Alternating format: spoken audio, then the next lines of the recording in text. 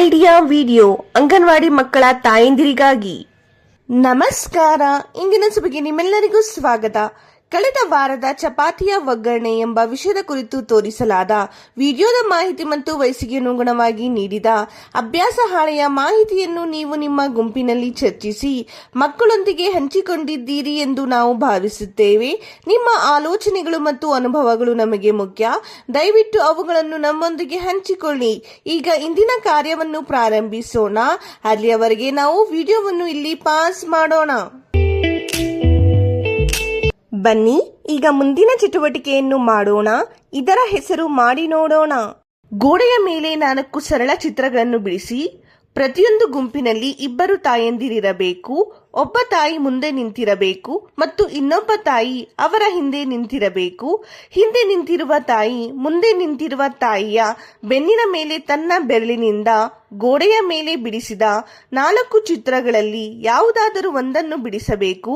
ಮುಂದೆ ನಿಂತಿರುವ ತಾಯಿ ಅದನ್ನು ಊಹಿಸಿ ಆ ಚಿತ್ರವನ್ನು ಗುರುತಿಸಬೇಕು. ಈ ಆಟ ಮುಗಿಯುವವರೆಗೆ ವಿಡಿಯೋವನ್ನು ಇಲ್ಲಿ ಪಾಸ್ ಮಾಡೋಣ. ಬನ್ನಿ ಈಗ ಮುಂದಿನ ಚಟುವಟಿಕೆಯನ್ನು ಮಾಡೋಣ. ಇದರ ಹೆಸರು ಏನಾದರೂ ಹೊಸದನ್ನು ಕಲಿಯೋಣ. ಪ್ಯಾಟರ್ನ್ ಅನ್ನು ಗುರುತಿಸುವುದು ಮತ್ತು ಕ್ರಮವನ್ನು ಅರ್ಥ ಮಾಡಿಕೊಳ್ಳುವುದು ಮಕ್ಕಳ ಚಿಂತನಾ ಸಾಮರ್ಥ್ಯವನ್ನು ಹೆಚ್ಚಿಸುತ್ತದೆ. ಈ ವಿಡಿಯೋ ಮಕ್ಕಳಿಗೆ ಮುಂದಿನ ಚಿತ್ರ ಅಥವಾ ಸಂಖ್ಯೆಯನ್ನು ಮೋಜಿನ ರೀತಿಯಲ್ಲಿ ಗುರುತಿಸಲು ಸಹಾಯ ಮಾಡುತ್ತದೆ. ನೋಡಿ, ಇದು ಸುಂದರವಾದ ಹೊಳೆಯುವ ನಕ್ಷತ್ರ. ಮತ್ತೆ ಇದು ಒಂದು ತ್ರಿಭುಜ, ನಂತರ ಒಂದು ನಕ್ಷತ್ರ, ಮತ್ತೆ ಒಂದು ತ್ರಿಭುಜ, ಮತ್ತೆ ಒಂದು ನಕ್ಷತ್ರ. ಹಾಗಾದರೆ ಮುಂದೆ ಏನು ಬರುತ್ತದೆ ಎಂದು ಈಗ ಹೇಳಿ. ನೋಡಿ, ನಕ್ಷತ್ರದ ನಂತರ ಏನಿದೆ ಎಂದು. ತ್ರಿಭುಜ, ತ್ರಿಭುಜದ ನಂತರ ನಕ್ಷತ್ರ. ಆದ್ದರಿಂದ ಇಲ್ಲಿ ತ್ರಿಭುಜ ನಕ್ಷತ್ರದ ನಂತರ ಬರುತ್ತದೆ. ಸರಿಯಾದ ಉತ್ತರ. ಈಗ ಮುಂದಿನ ಒಗಟು ನೋಡೋಣ. ಮುಂದಿನ ಒಗಟಿನಲ್ಲಿ ಏನಿದೆ? ಇಲ್ಲಿ ಒಂದು ಅರ್ಧದ ಚಂದ್ರವಿದೆ, ಅಂದರೆ ಅರ್ಧಚಂದ್ರ. ಇದರ ನಂತರ ಒಂದು ಚೌಕ, ಮತ್ತೆ ಒಂದು ಅರ್ಧಚಂದ್ರ, ಮತ್ತೆ ಒಂದು ಚೌಕ, ಮತ್ತೆ ಒಂದು ಅರ್ಧಚಂದ್ರ. ಈಗ ಮುಂದೆ ಏನು ಬರುತ್ತದೆ? ಯೋಚಿಸಿ ಯೋಚಿಸಿ. ನೋಡಿ, ಚಂದ್ರನ ನಂತರ ಏನು ಬಂದಿದೆ? ಚೌಕ. ಆದ್ದರಿಂದ ಇಲ್ಲಿಯೂ ಸಹ ಅರ್ಧಚಂದ್ರನ ನಂತರ ಚೌಕ ಬರುತ್ತದೆ. ಸರಿಯಾದ ಉತ್ತರ. ಈ ವಿಡಿಯೋದಿಂದ ನೀವು ಹೇಗೆ ಪ್ರಯೋಜನ ಪಡೆಯಬಹುದು? ಎಲ್ಲಾ ತಾಯಂದಿರು ಗುಂಪಿನಲ್ಲಿ ಹೇಳಿ. ಬನ್ನಿ ಈಗ ಮುಂದಿನ ಚಟುವಟಿಕೆಯನ್ನು ಮಾಡೋಣ. ಇದರ ಹೆಸರು ಮನೆಗೆ ಹೋಗಿ ಮಕ್ಕಳಿಂದ ಮಾಡಿಸಿ. ಮನೆಯಲ್ಲಿ ಮೋಜಿನಾಟ. ಕ್ರಮ ಸಂಖ್ಯೆ 1.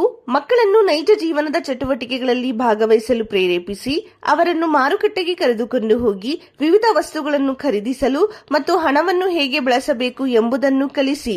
ಕ್ರಮ ಸಂಖ್ಯೆ 2. ಮಕ್ಕಳನ್ನು ಎಣಿಕೆ ಚಟುವಟಿಕೆಗಳಲ್ಲಿ ಭಾಗವಹಿಸಲು ಪ್ರೇರೇಪಿಸಿ ವಿವಿಧ ವಸ್ತುಗಳನ್ನು ಅಳೆಯಲು ಅಥವಾ ಎಣಿಸಲು ಹೇಳಿ. ಉದಾಹರಣೆಗೆ ಕೈ, ಕಾಲು, ಕಡ್ಡಿ, ಬಾಟಲಿ, ಕಾಗದದ ಉದ್ದ ಇತ್ಯಾದಿಗಳನ್ನು ಬಳಸಲು ಅವರಿಗೆ ಮಾರ್ಗದರ್ಶನ ನೀಡಿ. ಕೊಟ್ಟಿರುವ ಅಭ್ಯಾಸ ಹಾಳೆಯಲ್ಲಿ ಮಕ್ಕಳ ವಯಸ್ಸಿಗೆ ಅನುಗುಣವಾಗಿ ಚಟುವಟಿಕೆಗಳನ್ನು ನೀಡಲಾಗಿದೆ. ಈ ಚಟುವಟಿಕೆಗಳನ್ನು ಅರ್ಥ ಮಾಡಿಕೊಂಡು ಮಕ್ಕಳಿಗೆ ಮಾಡಿಸಿ. ಕೊಟ್ಟಿರುವ ಚಟುವಟಿಕೆ ಮತ್ತು ಅಭ್ಯಾಸ ಹಾಳೆಯನ್ನು ಮಾಡುವುದರಲ್ಲಿ ಮಗುವಿಗೆ ಸಂತೋಷವಾಗಿದೆ ಎಂದು ನಾವು ಭಾವಿಸುತ್ತೇವೆ. ದಯವಿಟ್ಟು ಈ ಅನುಭವವನ್ನು ನಮ್ಮೊಂದಿಗೆ ಹಂಚಿಕೊಳ್ಳಿ. ಇಂದಿನ ಚಟುವಟಿಕೆಗಳು ಇಲ್ಲಿಗೆ ಮುಕ್ತಾಯವಾಯಿತು. ಇನ್ನಷ್ಟು ಹೊಸ ಮಾಹಿತಿ ಮತ್ತು ಚಟುವಟಿಕೆಗಳೊಂದಿಗೆ ಮುಂದಿನ ವಾರ ನಿಮ್ಮನ್ನು ಭೇಟಿ ಮಾಡುತ್ತೇವೆ. ಅಲ್ಲಿಯವರೆಗೆ ನಿಮ್ಮ ಮತ್ತು ನಿಮ್ಮ ಮಕ್ಕಳ ಆರೋಗ್ಯದ ಬಗ್ಗೆ ನೋಡಿಕೊಳ್ಳಿ. ಧನ್ಯವಾದಗಳು.